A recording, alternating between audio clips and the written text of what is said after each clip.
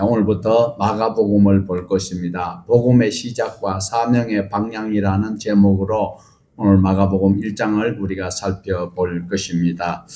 마가복음은 구약의 예언인 말라기가 성취되는 마태복음을 이어서 기록되어 있는 복음서입니다. 이 복음서는 관념적인 것이 아니라 하나님께서 실제적으로 구원의 시작을 보여주고 있는 그 생중계 같은 그 기록된 것이 바로 마가복음인 것을 볼 수가 있습니다. 이것이 성도들에게는 추상적인 어떤 신앙이 아니라 하나님께서 실제적으로 우리에게 이렇게 하고 계신다라는 것을 알 수가 있습니다. 오늘 마가복음을 기록하였는데 그 저자를 잠깐 소개한다면 그 이름은 로마식 이름은 마가입니다. 그리고 유대식 이름은 요한입니다. 그런데 마가라는 그 이름은 마르코스라고도 헬라어로 말하는데 많기라는 의미를 가지고 있습니다. 그렇듯이 많기는 꿰뚫이는 거, 부수는 거잖아요. 그렇듯이 마가가 증거하는 이 마가복음은 굉장히 파괴력이 있습니다. 그리고 굉장히 긴박성을 나타내는 책이 바로 마가복음입니다. 그래서 마가는 제사장 출신 가문인 것을 충분히 할 수 있는 것은 유대식 이름으로는 요한이라고 했거든요. 그런데 요한의 삼촌이 누군가 하면 바나바야. 바나바의 생질.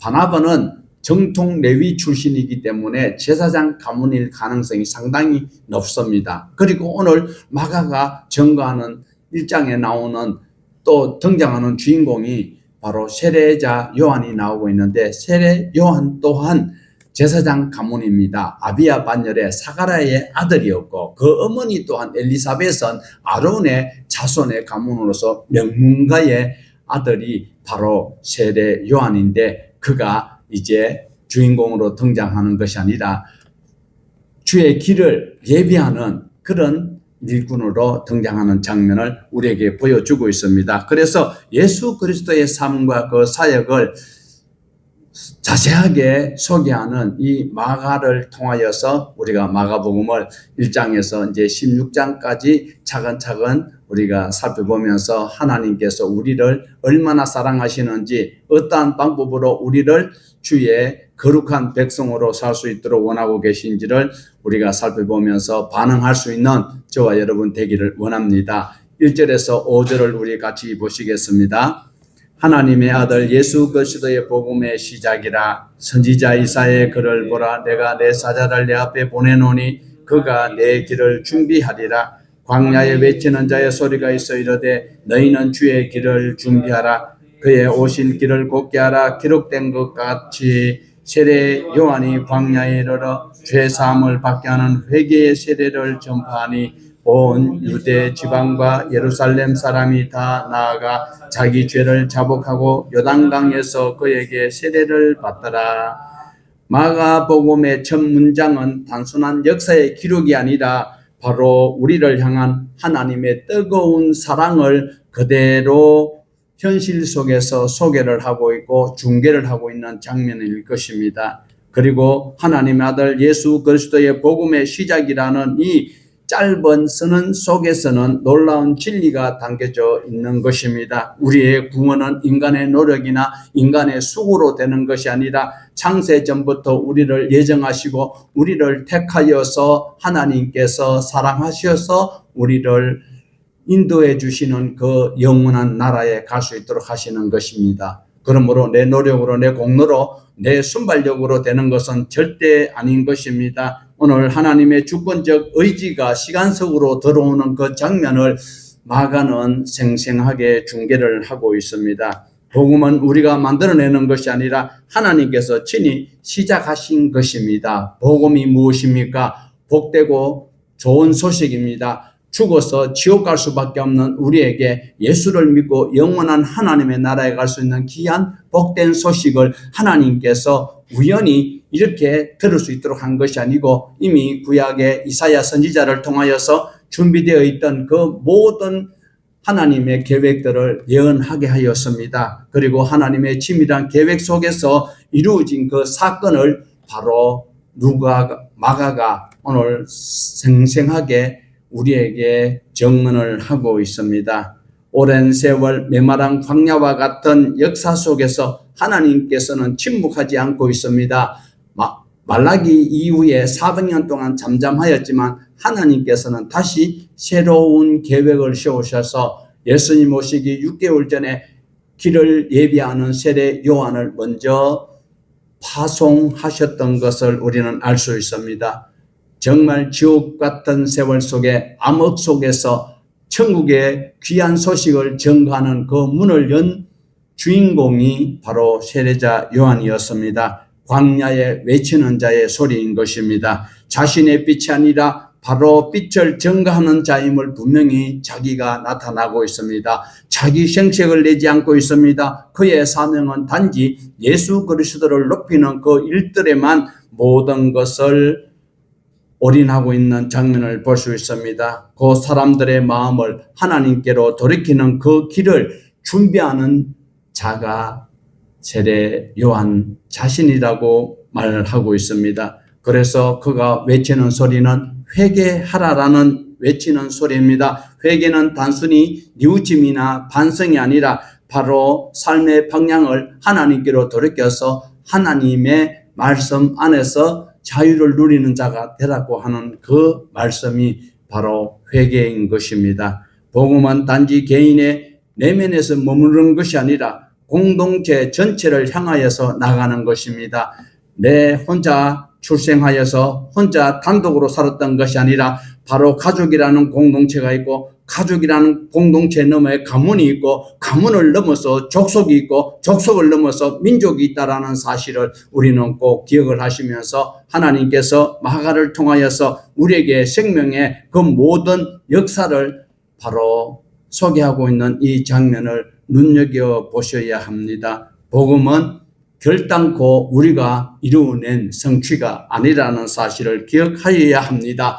하나님께서 값없이 우리에게 주신 선물이라는 사실을 꼭 감사하면서 받아야 합니다. 그렇다면 하나님께서 우리에게 선물로 주셨다면 우리는 어떻게 응답해야 할까요? 단 하나입니다. 회개하고 돌이키는 겁니다. 내가 주인 되어서 내가 하고 싶은 것, 내가 원하던 것을 하던 그 길에서 하나님께서 나를 창조하신 그 목적을 바로 인식하고 하나님께서 원하시는 그 삶을 살아가는 그것이 은혜에 보답하는 길이다라는 것입니다. 자녀들이 부모에게 바로 효도하는 것처럼 하나님께 효도하는 방법은 하나님의 말씀 안에서 살아갈 때에 진정한 자유가 있는 것 꼭 기억을 하여야 합니다. 우리는 은혜의 흐름 속에서 하나님께서 이루어 가시는 그 구원의 이야기 안으로 오늘 초청하는 이 초청의 현장으로 자세히 들어가 보시기를 원합니다. 6절에서 11절입니다. 요한은 낙타 털 옷을 입고 허리에 가죽띠를 띠고 메뚜기와 역청을 먹더라. 그가 전파하여 이르되 나보다 능력 많은 이가 내 뒤에 오시나니 나는 굽혀 그의 신발끈 풀기도 감당하지 못하겠노라. 나는 너희에게 물로 세례를 베풀거니와 그는 너희에게 성령으로 세례를 베푸시리라. 그때에 예수께서 갈릴리 나사렛으로부터 와서 요단강에서 요한에게 세례를 받으시고 곧 물에서 올라오실 새 하늘이 갈라짐과 성령이 비둘기같이 자기에게 내려오심을 보시더니 하늘로부터 소리가 나 너는 내 사랑하는 아들이라 내가 너를 기뻐하노라 하시니라. 요한이 지금 여기서 요한은 마가를 말하는 것이 아니고 세례자 요한을 말하고 있습니다. 이 요한이 입고 있는 그 복장 이런 것들은 구약의 선지자 엘리야를 연상케 하고 있습니다. 바로 엘리야를 재현하면서 400년 동안 하나님과의 단절되어 있던 그 순간에 문을 여는 그 역사 속에 하나님의 음성이 들려지기 시작했다라는 신호탄이기도 한 것입니다. 세례자 요한은 우리가 조금 전에 그 소개를 했습니다.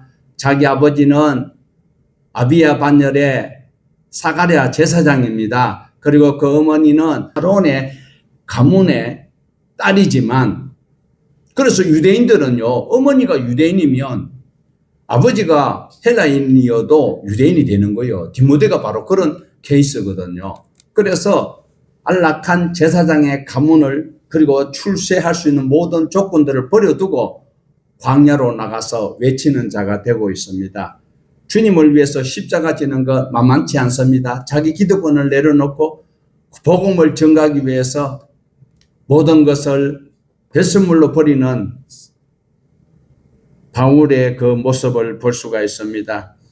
그는 바로 선지자의 전통을 대성하면서 복음의 야성을 깨뜨리며 광야에서 외치는 그가 먹고 마시는 것이 어떤 것이었습니까? 메뚜기와 석청이라는 최소한의 양식, 세상에서 풍요와 타협하지 아니하고 오직 하나님께서 공급하여 주시는 그것으로 자기의 영생의 생명의 양식으로 삼고 있었다라는 겁니다.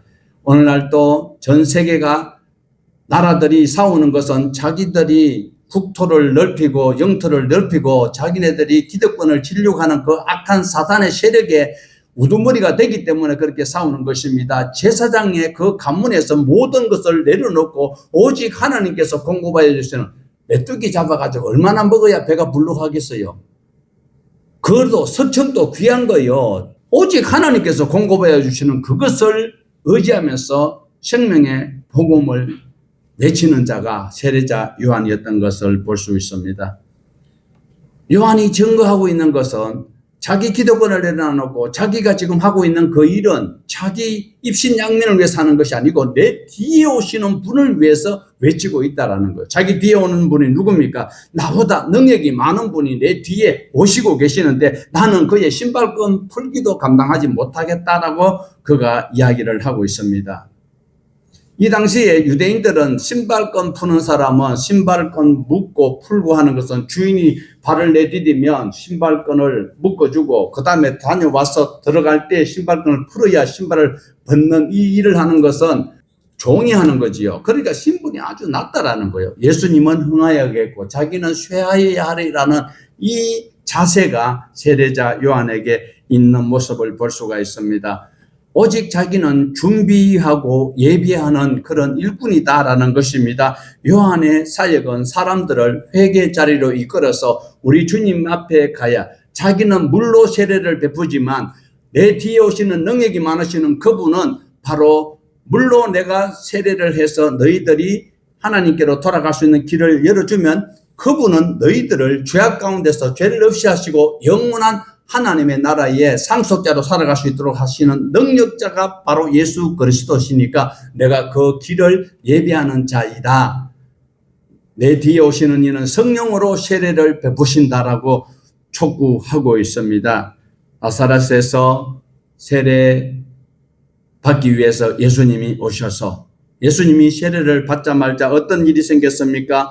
예수님이 세례 받을 때 하늘이 갈라졌다라고 말씀하고 있어요. 지난 주간에 우리가 보았을 때 예수님이 돌아가셨을 때에 휘장이 갈라졌는데 이것은 어떤 의미가 있습니까? 죄로 막혔던 것이 이제 쫙 갈라지고 있던 것처럼 이제 400년 동안 잠잠하던 그 하나님의 백성들이 하나님의 말씀을 업신여기고 듣지 아니하였어요. 누가? 하나님께서 모세로부터 시작해서 BC 1446년으로부터 시작해서 망하는 그 시간이 BC 586년에 망해버리는 약 1000년밖에 안 되는 그 세월 속에 하나님을 거역하고 거역하였던 그들이 이제 다시 400년 뒤에 세례 요한이 바로 예수님께 세례를 베풀 때 하늘이 갈라지는 것은 이제 죄악을 말끔히 청산할 하나님 아들 예수가 오시는 장면을 우리에게 보여주고 있습니다. 하늘이 갈라지는 것이나 성소의 휘장이 갈라지는 그것은 동일한 현상을 우리에게 바로 깨닫도록 하고 있는 것입니다. 성령이 비둘기같이 임하시는 것은 메시아에 대한 구약의 예언을 성취시키는 그 모습을 현장에 있던 자들에게 증명해 보이는 순간이었습니다. 성령의 능력으로 생명과 평화를 이루어내는 사역을 누가 하시는가? 예수님이 하신다라는 겁니다. 그뿐만 아니라 옆에 있던 사람들이 듣고 깨달아야 되고 인정을 해야 되니까 바로 하늘에서 들리는 소리가 내 사랑하는 아들이라는 하늘의 음성이 들려지고 있었습니다. 이 선포는 바로 예수님께서 왕권을 가지고 있다. 왕적 선포를 하시고 있습니다. 이는 내 사랑하는 아들이라 이라고 끝나는 것이 아니라 내가 기뻐하노라. 하나님 아버지, 천지를 창조하신 그 성부 하나님께서 예수 그리스도를 이 땅에 보내셔서 더러운 똥물 같은 그 요단강 물 속에서 세례를 받을 때 하늘을 여시고 하나님께서 하시는 그 음성은 이제는 너희를 구원할 자, 내가 기뻐할 아들을 내가 보낸다. 좀 모순 있죠. 지난 주일에는 예수님 부활했다고 부활 찬송에 나눠놓고, 이제 하나님께서는 너희를 구원하기 위해서 내가 내 아들을 너희에게 제물로 보내겠다라는 선포를 하고 있습니다. 예수님의 영광은 바로 왕이시면서 동시에 구원을 위해서 고난받는 종으로 표현하고 있습니다. 그러니까 조금 저는 좀 불리한 게 있어요. 제목 설교하는 것 같으면 듣기 좋은 거, 성도들에게 듣기 좋고, 그리고 막 도파민이 생기는 이런 설교를 얼마든지 제목을 뽑아 할 수 있어요. 그러나 성경을 순서대로 나가다 보니까 마태복음에서 임마누엘 이제 마무리하고 있고, 오늘 다시 마가복음을 창을 열고 있는 이 장면. 12절에서 20절입니다. 성령이 곧 예수를 광야로 몰아내신지라 광야에서 40일을 계시면서 사탄에게 시험을 받으시며 덜짐승과 함께 계시니 천사들이 수종들더라. 요한이 잡힌 후에 예수께서 갈릴리에 오셔서 하나님의 복음을 전파하여 이르시되 때가 찼고 하나님의 나라가 가까웠으니 회개하고 복음을 믿으라 하시더라. 갈릴리 해변으로 지나가시다가 시몬과 그 형제 안드레가 바다에 그물을 던지는 것을 보시니 그들은 어부라. 예수께서 이르시되 나를 따라오라. 내가 너희로 사람을 낚는 어부가 되게 하리라 하시니 그 그물을 버려두고 따르니라. 19절도 보셔야지요. 시작. 조금 더 가시다가 세베대의 아들 야고보와 그 형제 요한을 보시니 그들도 배에 있어 그물을 깁는데 곧 부르시니 그 아버지 세베대의 풍분들과 함께 배에 버려두고 예수를 따라가니라. 우리 집에서 이렇게 했으면 아버지가 난리가 날 거예요. 그죠? 먼저 성령께서 예수님을 어디로요? 광야로 몰아내신다라는 것입니다. 예수님을 광야로 몰아내시는 불상사가 생기고 있습니다. 이 표현은 매우 강렬하여서 예수님의 사역에 인간적 선택이나 상황이 아니라 철저히 성령님의 주도하에서 집행되고 있다라는 것을 보여주고 있습니다. 예수님께서는 광야에서 40일 동안 사탄에게 시험을 받으시는 장면을 우리가 마태복음 4장에서도 보았습니다. 마가복음에서 기록되어 있는 고유한 것은 바로 덜짐승과 함께 계시는 것을 기록하고 있습니다. 이 장면은 바로 깨어진 창조 질서를 회복하시겠다라는 것입니다. 첫 번째 아담이 에덴 동산에서 죄를 범죄하였을 때에 그 모든 자유가 상실되었습니다. 그러나 둘째 아담인 예수 그리스도께서 광야라는 척박한 그 환경 속에서 다시 한번 창조의 그 시대를 재현해 보이고 있는 것을 의미하고 있는 것이 덜짐승과 함께 있었다라는 것입니다. 이사야가 예언했던 것처럼 사자가 풀을 뜯어먹고 어린아이가 뱅굴에 손을 넣어도 물지 않는 그 시대를 지금 다시 한번 재현하고 있다라는 것입니다. 바로 누가 올 때요, 메시아가 오실 때에 바로 예수님을 통해서 시작되었음을 시사하는 동시에 한편으로 생명을 위협하는 극한의 고립 속에서도 하나님의 완벽한 보호 아래서 승리하시는 장면을 보여주고 있습니다. 더불어서 어떻게 해요? 짐승들과 함께 있을 때에 누가요? 천사들이 수종을 들더라라는 것을 말씀을 하고 있습니다. 예수님은 구약의 엘리야처럼 하나님의 초자연적인 공급을 지지를 받고 있는 확정을 보이는 모습입니다. 예수님의 인성은 바로 하늘의 권세가 뒷받침함으로써 인성을 끝까지 십자가를 지기까지 모든 고통을 감당할 수 있었던 것을 보이고 있습니다. 주님의 메시아 직무가 완전한 승리 속에서 시작되었다라는 것을 선포하는 그런 예견된 말씀입니다. 예수 그리스도가 단절된 피조 세계를 회복시키고 하늘의 권세와 악의 세력들을 굴복시키시기 위한 참된 왕이심을 짧게 강렬하게 웅변하고 있는 장면입니다. 세례 요한이 잡힌 후에 예수께서 갈릴리로 가셔서 하나님의 복음을 본격적으로 선포하고 있습니다. 때가 찼고 하나님의 나라가 가까웠다. 이것은 단순한 시간의 흐름을 말하는 것이 아니라 하나님의 구원의 계획이 이제 결정적인 성취의 시점이 있다라는 것을 암시하고 있습니다. 하나님의 나라는 소망에 머무른 것이 아니고 예수 그리스도가 오심으로 하나님의 나라가 지금 따라왔다라는 것입니다. 현재 내가 예수를 믿으면 바로 하나님의 나라에 살고 있는 것이죠. 추상적인 것이 아니고.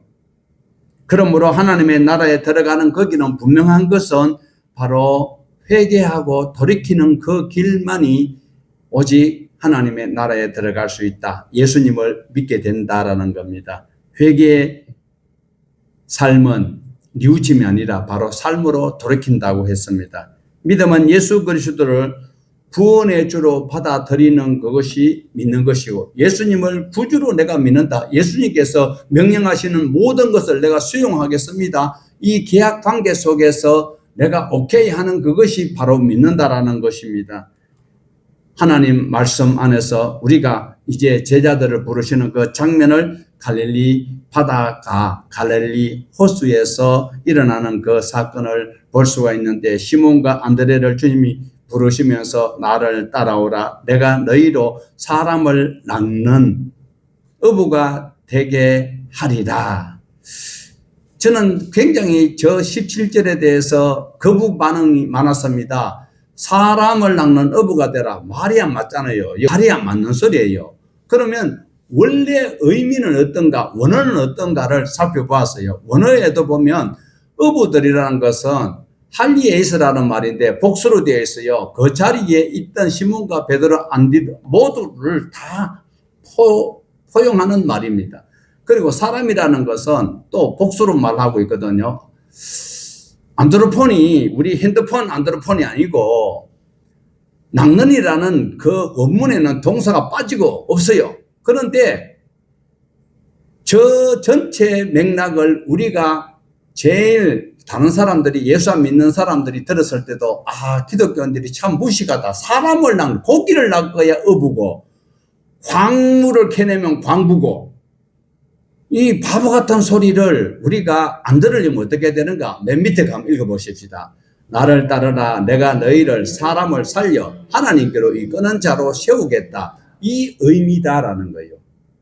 그런데 우리가 딱 17절 보면 예수께서 이르시되 나를 따라오라. 내가 너희로 사람을 낚는 예수님이 아무리 그 당시에 학교가 없었다 손치더라도 저런 말씀을 하셨을까? 그래서 원문을 자세히 살펴보았을 때는 바로 사람을 살려서 하나님께로 이끄는 그 일꾼으로 사용하시겠다라는 것을 말씀하고 있습니다. 여기에서 사람을 낚는다는 것은 바다에서 허우적거리고 있는 그 영혼들을 생명의 배 하나님의 나라로 위로 건져내는 그 일을 너희들에게 맡기겠다. 너희들이 살았던 삶은 과거에는 무엇이었습니까? 이들이 어부였다라는 겁니다. 그리고 현재는 주님을 따라가면 어떻게 해요? 미래는 바로 하나님의 나라로 갈 수 있도록 하는 그 사람을 하나님께로 이끄는 자가 되겠다. 낚는 자가 되겠다. 이것이 미래의 비전입니다. 자, 그럼 한번 봅시다. 과거는 어부였습니다. 그리고 지금 현재는 주님을 따라가야 돼요. 그리고 주님을 따라가는 자들은 미래는 어떻게 되는가? 바로 사람을 이끌어서 하나님께로 인도하는 그런 선구자가 되는 것을 말하고 있습니다. 예수님은 제자들의 과거를 부정하지 아니하고 그들의 은사와 탤런트를 절대로 무시한 적이 없다라는 사실입니다. 경험으로 하나님의 나라를 위한 고귀한 도구로 과거의 모든 그런 기술들을 현재에 개발하여서 미래에 얼마든지 사용할 수 있는 그런 모습을 우리 주님께서는 보여주고 있습니다. 예를 들어서 부잣집에 태어났습니다. 부잣집에 태어나가지고 학교 다닐 때 아르바이트도 한 번도 안 하고 부모님이 주시는 돈으로 초등학교, 옛날에는 더 좋은 학교가 국민학교였는데 이상하게 요즘은 별 볼 일은 초등학교 나와야 되죠. 그 다음에 중학교 나오지요. 고등학교 나오지요. 그 다음에 4년제 대학 나오지요. 그 다음에 신학대학원 가지요. 신학대학원 나와가지고 강목사 되고 그 다음에 목사 고시 보고 목사가 안수받았어요. 이 사람이 나가가지고 현장에서 하나님의 나라의 일꾼들을 만들어서 보내는 그 일이 능통할까요? 아니면 진짜 부모님의 은혜 가운데서 일찍이 사회 경험을 하게 하여서 각종 아르바이트를 그리고 참 현장이 매섭다라는 것을 경험하면서 모든 과정을 거쳐서 동일한 과정에 목사 안수를 받고 목사가 되었던 사람이 더 복음을 활발하게 하나님의 나라를 증거할 수 있는 일꾼이 될까요? 전자입니까? 후자입니까? 주님께서는 후자를 무시하지 않는다라는 거예요. 21절에서 28절입니다. 그들이 가브나움에 들어가니라. 예수께서 곧 안식일에 회당에 들어가 가르치심에 무사람이 그의 교훈에 놀라니 이는 그가 가르치시는 것이 권위 있는 자와 같고 서기관들과 같지 아니함이니라. 아침 그들이 회당에 더러운 귀신 들린 사람이 있어 소리질러 이르되 나사렛 예수여 우리가 당신과 무슨 상관이 있나이까? 우리를 멸하러 왔나이까? 나는 당신이 누구인 줄 아노니 하나님의 거룩한 자니이다. 예수께서 꾸짖어 이르시되 잠잠하고 그 사람에게서 나오라 하시니 더러운 귀신이 그 사람에게 경련을 일으키고 큰 소리를 지르며 나오는지라. 다 놀라고 서로 물어 이르되 이는 어찌 됨이냐? 권위 있는 이 새 교훈이로다. 더러운 귀신에게 명한저 순종하는도다 하더라. 예수의 소문이 온 갈릴리 사방에 퍼지더라. 예수님께서 안식일에 회당에 들어가서 가르치실 때 사람들이 교훈을 받고 다 놀랍니다. 그 내용이 단순히 새롭기 때문에 그런 것이 아닙니다. 전통과 유전을 따르는 것이 아니라 하나님께서 하시고자 하시는 그 메시지가 바로 연대순으로 정리를 할 때에 더 효율적이다라는 사실을 알았기 때문에 예수님께서 지금 회당에 들어가서 복음을 전가하시고 말씀을 전가하실 때에 동일한 말씀인데도 지금까지 랍비들이 전가하는 것과는 달랐다라는 것입니다. 당시 서기관들의 가르치는 것은 다른 랍비들의 견해와 그리고 그 모든 지식들을 인용하여서 전가한다라는 것입니다. 그런데 예수님의 말씀은 전혀 다르다라는 겁니다. 누구의 말을 인용하는 것이 아니라 오직 신적 권위를 가지고 창조주 하나님께서 원하시는 방향으로 하나님께서 주시는 메시지를 바로 전하기 때문에 귀신을 쫓아내려면 어떻게 해야 될까요? 그런데 예수님은 시적 권위로 나오라 하니까 나와서 갈 수밖에 없는 거예요, 귀신이. 그러니까 서기관들이 전가하는 그 말씀과 예수님이 전가하는 권위가 다르다라는 것입니다. 예수님은 자기의 권위를 전혀 내세우지 아니하시고 오직 하나님으로부터 직접 나온 그 권위를 가지고 하나님의 말씀을 해석하였기 때문에 듣는 사람이 깜짝 놀랄 수밖에 없겠지요. 말씀 자체가 권한이 되신 분이 가르침으로 저자가 직접 직강을 하기 때문에 훨씬 더 호소력과 설득력이 있었다라는 것입니다. 거룩한 말씀이 선포되는 회당 장소에 무엇이 있습니까? 더러운 귀신의 정체가 드러나고 있습니다. 모습은 목사인데, 모습은 장로인데, 모습은 권사인데 그 속에 귀신이 들어앉아가지고 거룩한 생명의 주님 부활하셨다고 찬양하는 그 장소에 멸망에 가증한 것이 들었으면 어떻게 하래요? 산으로 도망하라 그랬어요. 복음의 빛이 비춰지기 시작할 때 감추었던 악의 세력이 더 이상 숨지 못하고 발악하는 과정이 예수님이 회당에서 가르칠 때 나타났던 사건입니다. 귀신이 하는 소리가 무엇입니까? 우리가 당신과 무슨 상관이 있나이까? 굉장히 건방진 소리 같지만 문어로 보면 오금이 저려서 신음소리예요. 악의 세력은 예수님의 메시아적 사역에 자기네들을 자멸시키러 왔다라는 것을 알기 때문에, 직감했기 때문에 그들이 벌벌 떨면서 하는 소리인데, 우리말로 표현하는 것은 굉장히 건방스럽게, 퉁명스럽게, 암행어사 보고 사또가 오히려 적반하장으로 소리를 지르는 것과 같은 표현이 우리 성경에 기록이 되어져 있습니다. 귀신은 예수님을 하나님의 거룩한 자라고 호칭을 하고 있습니다. 당시 종교 지도자들은, 또한 제자들 또한 귀신이 예수님을 알아보는데, 영적 지도자들이나 제자들은, 함께 다니던 제자들은 모르고 있었다는 사실. 우리 23절 다시 한번 볼까요? 마침 그들이 회당에 더러운 귀신 들린 사람이 있어 소리 질러 이르되, 나사렛 예수여, 우리가 당신과 무슨 상관이 있나이까? 우리를 멸하러 왔나이까? 나는 당신이 누군 줄 아노니 하나님의 거룩한 자이니라. 오늘날 또 지식으로만 정하려고 하는 것은 귀신의 지식이요, 삶으로 따르는 신앙, 제자의 길을 가는 자의 그 사이에서 우리는 믿음의 발을 내디디느냐, 현실에 안주하느냐의 차이가 있다는 사실을 꼭 기억을 하여야 합니다. 이때에 우리 예수님께서는 지체하지 아니하시고 잠잠하고 그 사람에게서 나오라고 명하십니다. 이때에 우리는 글로 표현되기 때문에 예수님의 그 볼륨의 톤을 알 방법은 없지만 예수님께서는 고함을 치지 않았을 거예요. 이사야에서 예언하기를 그 소리는 들리지도 않는다고 했어요. 나가라. 예수님께서 그 사람에게 어떻게 해요? 잠잠하고 그 사람에게서 나오라. 이랬을 때에 귀신은 바로 포박되어서 안양교도소로, 구치소로,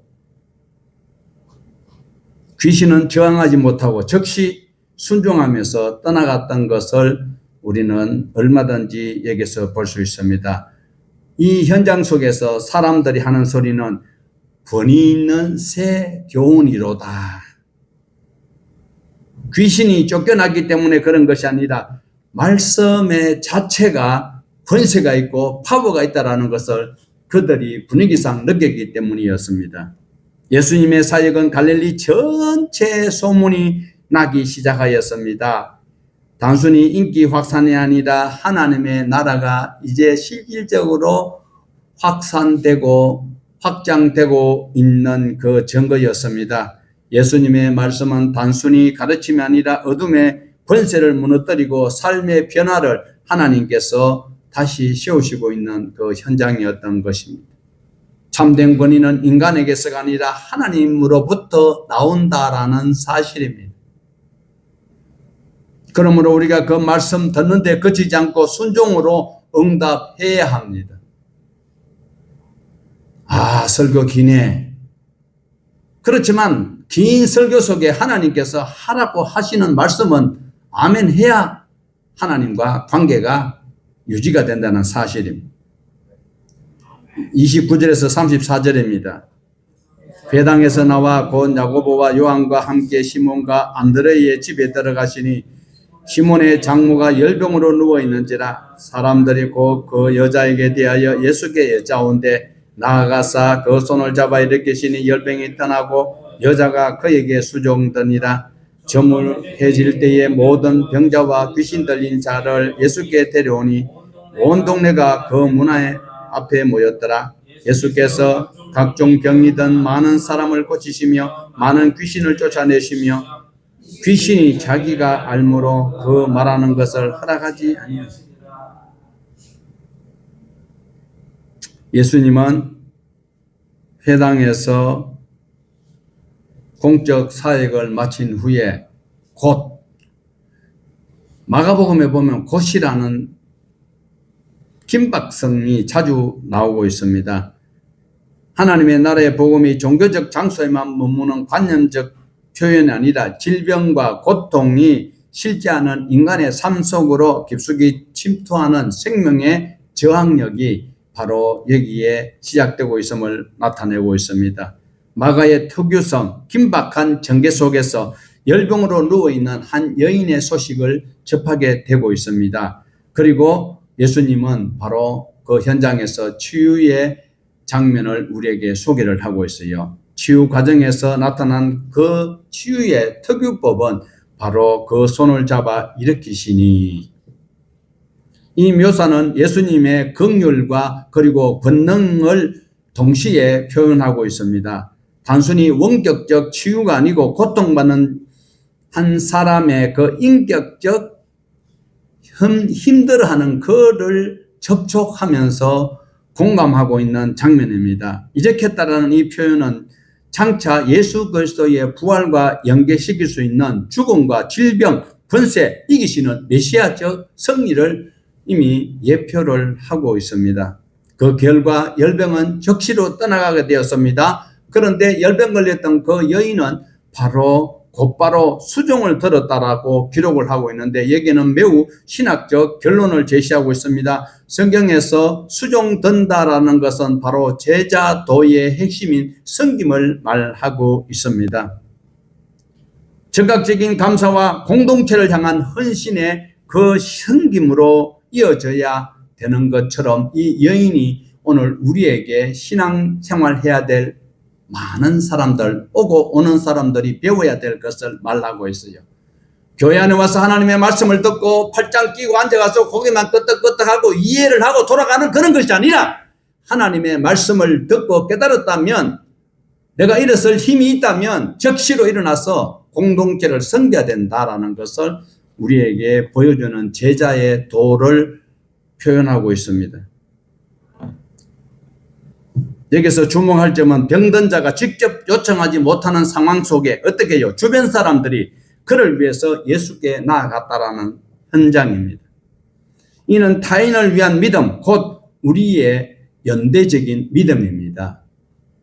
타 교단에서는 중보적 믿음이라고 이야기합니다. 중보자는 오직 예수님 한 분밖에 없기 때문에, 우리 교단에서는 중보란 단어를 최대한 절제를 하라기 때문에 우리가 연대적으로 믿음을 가지고 아픈 이웃을, 힘들어하는 이웃을 주님께로 인도하는 그 사역을 우리에게 하라는 것이 바로 주님께서 여기에서 교훈하고 있습니다. 내가 점으로 따라하는 거예요. 지금 사람들이 점으니까 각종 병자들을 막 수소문해가지고 빨리 오너라. 그때 전화가 없었겠죠. 그러니까 막 사람을 보내가지고 힘들어하는 자들을 다 초청하는 이런 장면입니다. 그런데 소중한 것은 바로 안식일이 끝나고 그들이 율법을 지키면서도 어떻게 해요? 예수님의 능력을 간절히 사모하는 것. 그러니까 우리가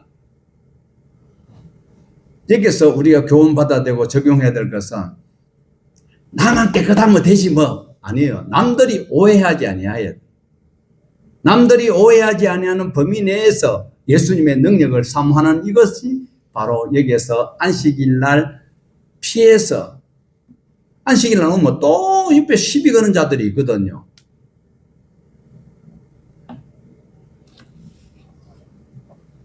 온 동네가 소문이 나니까 그 집에 예수님이 머물고 있는지, 예수님께서 귀신이 자기를 알아보고 말하는 것을 허락하지 않고 있습니다. 왜요? 예수님은 기록되어 있는 성경이 예수님을 자세하게 객관적으로 소개를 하고 있지만, 지금 여기는 정치적 왜곡되거나 피상적인 이런 오해 소지가 있는 것을 주님께서는 막으시려고 귀신이 그 예수님을 떠드는 것을, 예수님을 소개하는 것이 하나님의 거룩한 자라, 입 차려, 조용해, 이 소리예요. 참된 계시는 예수님의 십자가와 부활을 통해 온전히 드러나야 되는데, 이 귀신이 짓기를 가지고 흐리지 못하도록 하고 있는 것입니다. 예수님은 단순한 기적 행위자가 아니라 구원을 이루실 하나님의 아들이시기 때문에 귀신이 자꾸 앞에서 미리 광고 방송을 못하게 하고 있다는 겁니다. 결국 예수 그리스도의 권세가 예배 자리를 넘어서 오늘 우리 일상생활과 미래의 장래에도 영향을 미친다는 사실을 꼭 기억을 하여야 합니다. 예수님의 손길은 우리의 연약함을 회복시키고 그리고 회복의 삶은 자연스럽게 섬김으로써 하나님의 영광을 드러내게 되는 것입니다. 35절에서 39절 새벽 아직도 밝기 전에 예수께서 일어나 나가 한적한 곳으로 가사 거기서 기도하시더니 시몬과 및 그와 함께 있는 자들이 예수를 만나서 이르되 모든 사람이 주를 찾나이다. 이르시되 우리가 다른 가까운 마을로 가자. 거기서도 전도하리니 내가 이를 위하여 왔노라 하시고 이에 온 갈릴리에 다니시며 그들의 여러 회당에서 전도하시고 또 귀신들을 내쫓으시더라. 여기서 중요한 것은 35절에서 새벽 아직도 밝기 전에 우리 예수님께서는 한적한 곳을 찾아서 기도하시는 주님의 모습을 보여주고 있습니다. 주님의 모든 사역은 권능이 하나님께로부터 오기 때문에 하나님과 깊은 교제 속에서 예수님께서 인성을 가지고 계시는 주님이 이 땅에서 행하실 모든 일들을 하나님과 교제하는 중에 나타나는 것을 말하고 있습니다. 수많은 치유사역 직후에 대중적 열광의 지지자들이 쏟아지는 시점에 우리 주님께서는 거기에 만족하지 아니하시고 환호하는 그 군중을 피해서 오직 한적한 곳에 가서 하나님과 깊은 교제를 하였다. 왜? 기도 중에 하나님께서 분부하시는 그 하나님의 뜻을 바로 집행하시기 위해서 그 인기몰이하는 그 현장에서 이탈하였던 것을 볼 수 있습니다. 오직 하나님의 뜻을 아는 것은 하나님께 기도하는 방법밖에 없었어요. 예수님은 말씀을 어떻게 해요? 말씀을 기록되어 있는 성경을 통해서 예수님이 하나님의 뜻을 아는 것이 아니라 아버지의 뜻을 오직 아버지와 대화함으로 아버지의 뜻을 알 수 있기 때문에 예수님께서는 새벽에 다른 사람들이 없는 곳에서 하나님과 대화 중에 계셨다라는 것을 말씀하고 있습니다. 이것은 바로 오늘 저와 여러분도 영적 관리를 위해서 기도할 때 기도해야 되고 교제할 때 교제를 해야 될 그런 선명한 행위를 하라고 말씀하고 있습니다. 자, 예수님께서는 인기가 이제 이루 말할 수 없어요. 그때에 한적한 곳에 가서 하나님께 이제 앞으로 사역을 위해서 기도하고 계시는데 이 제자들은 아니에요. 지금 들떠가지고 막 난리가 났는 거예요. 모든 사람이 주를 찾나이다. 그러니까 예수님의 뒤를 쫓아온 제자들은 세상적 성공과 대중의 열망을 대변하는 대변자가 되어 있는 거예요. 주님, 많은 사람이 주님을 또 찾고 있는데요. 지금 몇 번 방에 지금 대기 중에 있습니다. 이쪽에도 또 대기 중에 있습니다. 주님은 전혀 그것이 관심이 없다라는 사실이에요. 복음의 전진은 사람들의 환호를 따라가는 것이 아니라 하나님과의 대화 속에서 분명하게 목표가 정해지는 그것을 위해서 십자가의 그 길을 걸어가는 것이 바로 하나님께서 우리에게 여망하고 계시고 우리에게 주시는 사명입니다. 주님은 이 본문에서 우리에게 보여주는 것은 분주한 순간 속에서도 가장 고요한 곳을 찾으셨던 주님이십니다. 주님의 모습 속에서 우리가 진정한 사명자는 인간의 필요와 요구에 압도당하기보다는 하나님의 음성에 먼저 반응하여야 할 것입니다. 정체되어 있는 인기에 안주하지 아니하고 끊임없이 복음의 지경을 넓히려고 하는 선한 영향력을 추구하시는 이 모습을 우리가 배워야 할 것입니다. 예수님께서는 그들의 기대를 전혀 칭찬하지 아니하시고 어떻게 해요? 우리가 다른 가까운 마을로 가자. 거기서도 전도하려니 내가 이를 위하여 왔노라. 예수님이 오신 목적은 분명한 것입니다. 단순한 치유나 삶의 문제를 해결해 주시기 위해서 오신 것이 아니었다라는 겁니다. 오직 하나님의 복음을 전가하시는 것. 죄에서 돌이켜서 하나님께서 말씀하신 율법대로 살아라라는 것을 증거하기 위해서 예수님이 오셨다라는 거예요. 그러나 오늘날 교회로 이끌기 위해서 호객 행위를 하기 위해서는 병도 고쳐줘야 되고 부자 된다 소리를 해야 되는 거예요. 그러나 예수님께서는 그것이 목적이 아니었다라는 거예요. 예수님은 갈릴리 전역을 다니시면서 회당에서 복음을 전가하시고 귀신을 내쫓습니다. 이는 말씀 선포와 권능 사이에서 함께 이루어지는 균형 잡힌 주님의 사역을 우리는 배울 수 있어야 됩니다. 계속 귀신 내쫓는 사역을 하는 분들이 계세요, 목사님들도. 그러면 맨날 귀신하고 같이 사는 거죠. 40절에서 45절입니다. 한 나병 환자가 예수께 와서 꿇어 엎드려 간구하여 이르되 원하시면 저를 깨끗하게 하실 수 있나이다. 예수께서 불쌍히 여기사 손을 내밀어 그에게 대심히 이르시되 내가 원하노니 깨끗함을 받으라 하시니 곧 나병이 그 사람에게서 떠나가고 깨끗하여진지라. 곧 보내시면서 엄히 경고하사 이르시되 삼가 아무에게도 아무 말도 하지 말고 가서 내 몸을 제사장에게 보이고 내가 깨끗하게 되었으니 모세가 명한 것을 드려 그들에게 입증하라 하셨더라. 그러나 그 사람이 나가서 이 일을 많은 널리 퍼지게 하니 그러므로 예수께서 다시는 드러나게 동네에 들어가지 못하시고 오직 바깥 한적한 곳에 계셨으나 사방에서 사람들이 그에게로 나오더라. 나병 환자가 무릎을 꿇고 간구합니다. 여기서 불쌍히 여기셨다라는 주님의 표현은 바로 치유 사역이 예수님이 오신 메시아 사역의 의무이기도 한 것은 틀림이 없습니다만 그러나 인간의 비참함을 통탄하시는 모습입니다. 왜? 말씀대로 살았으면 이런 일이 없는데 말씀을 어기기 때문에 이 늑구가 5월 때 들한테 쉬면 먹이를 주는데 왜 기나가가지고 비도 맞고 추운데 고생하느냐라는 거예요. 그러기 안타깝다라는 거예요. 이해가 되십니까?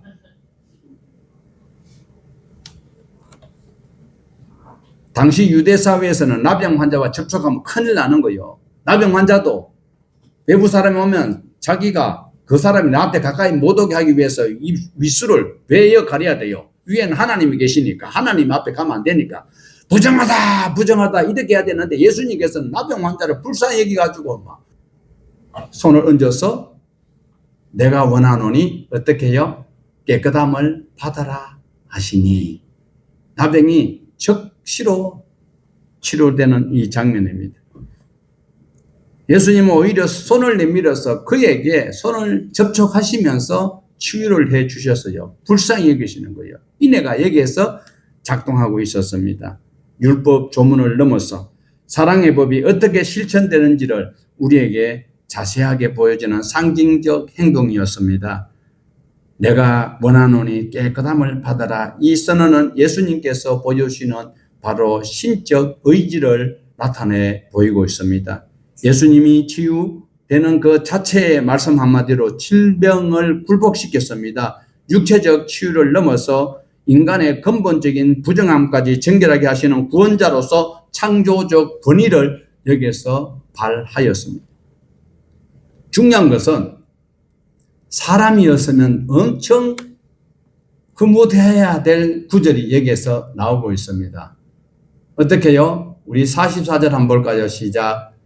이르되 아무에게도 말하지 말고 스톱. 아무에게도 말하지 말라고 했는데 이 사람이 말하지 말라 이랬으면 예수님이 최면상 이렇게 하는 줄 여기시고 있는데 예수님께서는 농담이 없어요.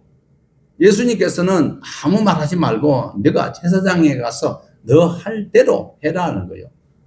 레위기에 보면 레위기 14장에 나병 환자의 규례가 있거든요. 그대로 예물을 드려가지고 너가 깨끗함 받았으면 이제 일상생활 할 수 있었는데 가라 했는데 이 사람이 어떻게 해요? 너무 고마워서 그럴 수도 있겠지요. 그런데 결론적으로는 예수님의 사역의 방해꾼이 되고 말았다.